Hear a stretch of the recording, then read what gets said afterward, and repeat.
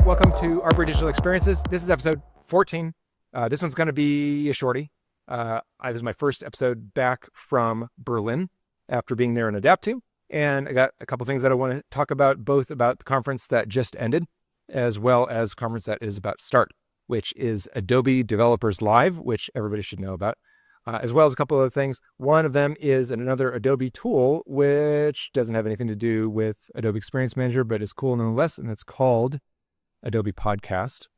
And it just launched. It happens to have something to do with me because I frequently record podcasts in high noise areas, and there's a super cool AI-based filter that can make your voice sound like you're recording in a studio, even if you are on a mountain bike trail. So wanted to take a little bit to demo that.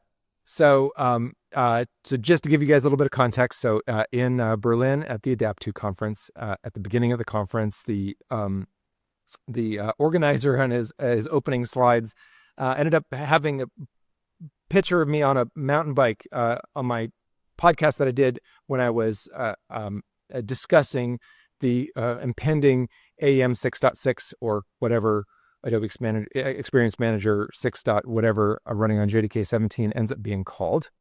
But as a result of that, I got approached by just a ton of people saying, okay, hey, so you're here in Berlin. A, did you ride your bike here? And B, are you going to do a podcast while you're here on a bike?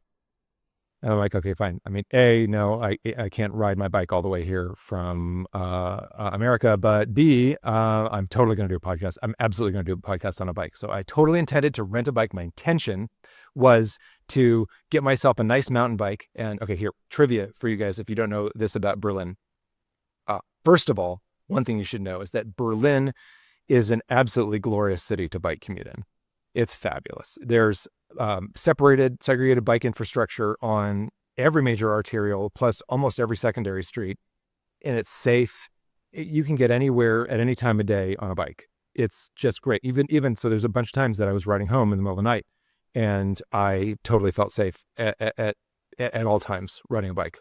My hotel was about 3 miles away from the conference, and I biked back and forth every day for 5 days. It was fabulous.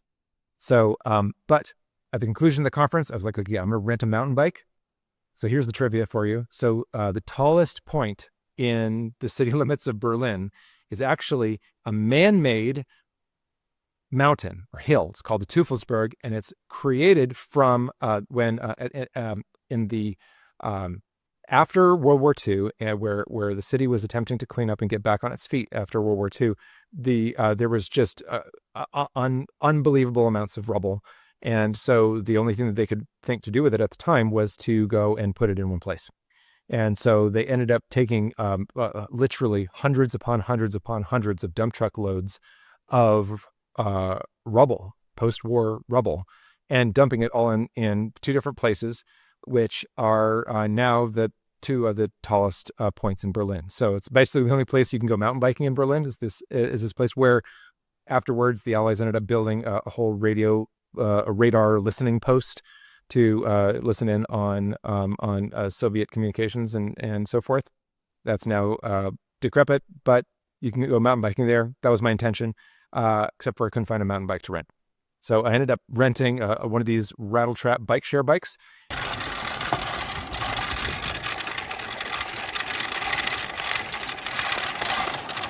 And I ended up on a 38-mile loop going all the way out to the Grunwald, which is where I ended up riding up the Teufelsberg anyway on a bike share bike, and then ended up finding a quiet place in the middle of the woods where I wouldn't weird people out and record a podcast. However, the bike was so rattly, the basket rattling, everything rattling, that you can't even hear the voice over it.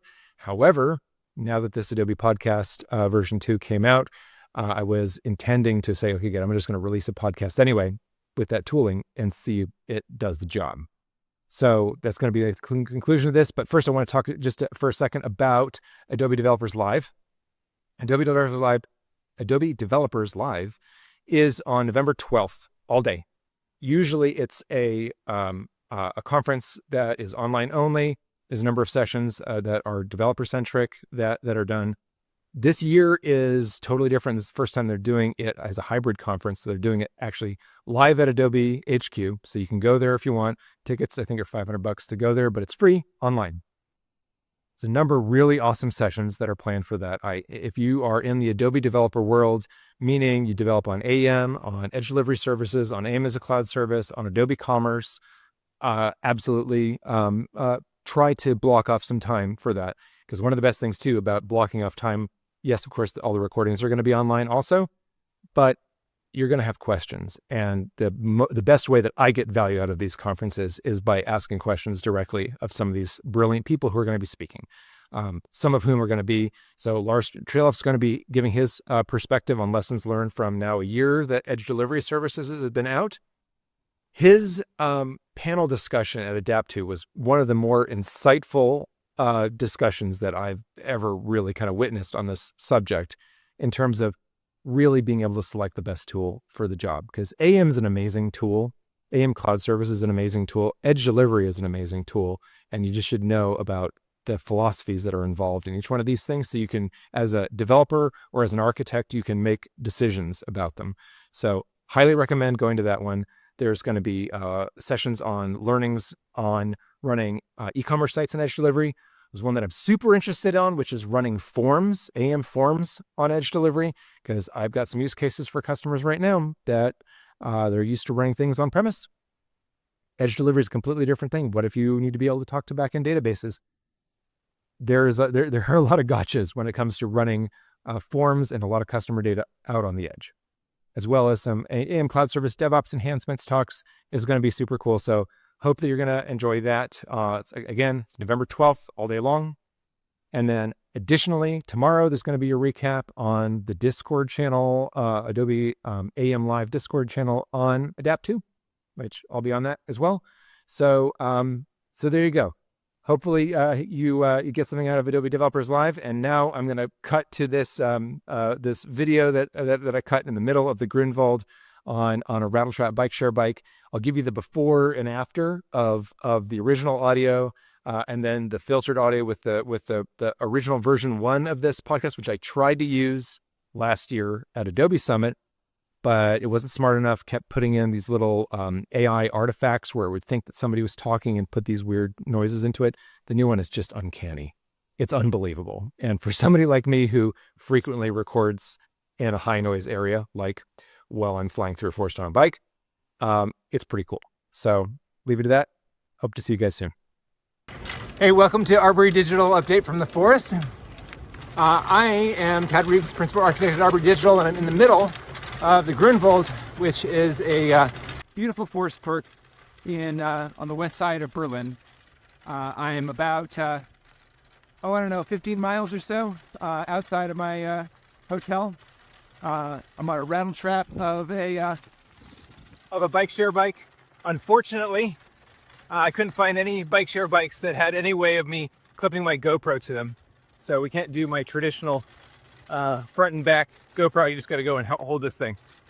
But in any case, I'm heading back home tomorrow from Berlin.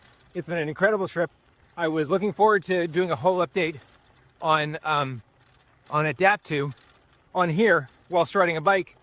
But fortunately for me, I was already able to do a much better job of that with the help of Michael and Marta, whom we recorded a podcast yesterday. So that should very likely be up before this particular one sees the light of day. But looking forward to getting home. For any of you who had some FOMO of sessions and insights and so forth from adaptTo, I would have a look at Adobe Developers Live, which is coming up in just a few weeks. And for the first time, it's going to be being held live as well as hybrid remote out of Adobe's San Jose office. So if you missed adaptTo, you might want to be able to check this out here. But next time I check in with you, I'll be back in the United States, and hope to see you guys soon.